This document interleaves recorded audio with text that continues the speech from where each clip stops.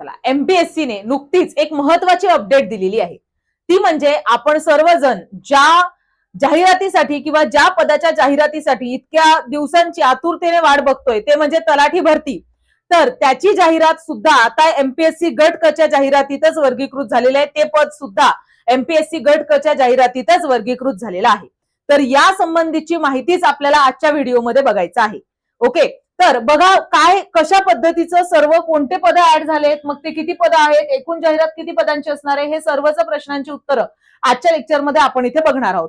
तर लक्ष द्या, या अगोदर एमपीएससी गट क याची एकूण 2619 पदांची जाहिरात 25 जून 2026 ला प्रकाशित करण्यात आली होती आणि 16 जुलै 2026 ला शुद्धीपत्रकानुसार ओएमआर आधारित ही परीक्षा होणार होती. ओएमआर म्हणजेच काय, ऑफलाईन परीक्षा ही होणार आहे आणि याची लास्ट डेट होती फॉर्म भरण्याची 31 जुलै. पण आता याच जाहिरातीमध्ये आणखी काही पद समाविष्ट करण्यात आलेली आहेत आणि ती पद कोणती कोणती आहेत हेच आपल्याला पाहायचं आहे.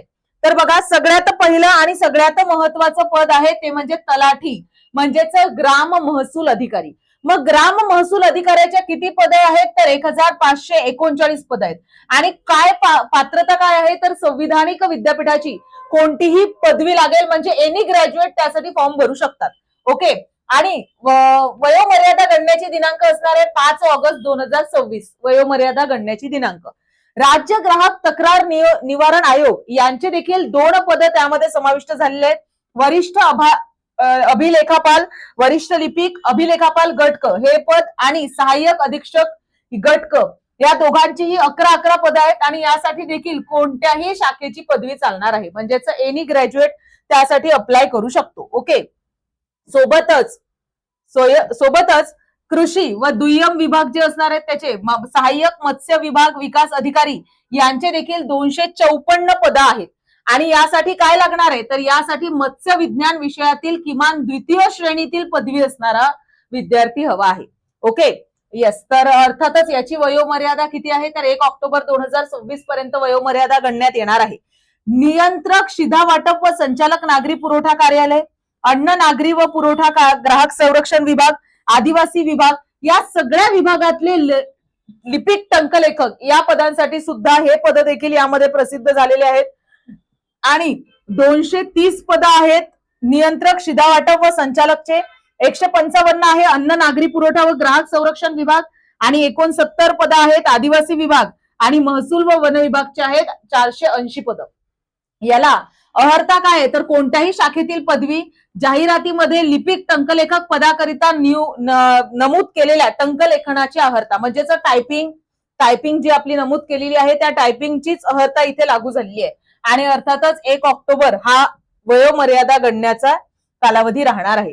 सोबतच महसूल विभाग अंतर्गत लिपिक टंकलेखक आणि नोंदणी मुद्रांक विभाग यासाठी देखील 339 जागा ह्या प्रसिद्ध झालेल्या आहेत. एकूण जाहिरात ही 3088 पदांची आहे. किती पदांची जाहिरात आहे? 3088 पदांची जाहिरात असणार आहे. ओके, सोबतच यामध्ये आपल्याला आणखी एक दिसते, अर्ज सादर करण्याची अंतिम दिनांक काय आहे तर 5 ऑगस्ट पर्यंत आपल्याला अर्ज सादर करायचा आहे. ओके, आणि म्हणूनच आपल्याला आता हे जे पद आहेत हे सर्वच पद यामध्ये ऍड झालेले आहेत. बऱ्याच नवीन विद्यार्थ्यांना संधी आहे गट क चा फॉर्म भरण्याची. फॉर्म भरायचा आहे 5 ऑगस्टच्या अगोदर.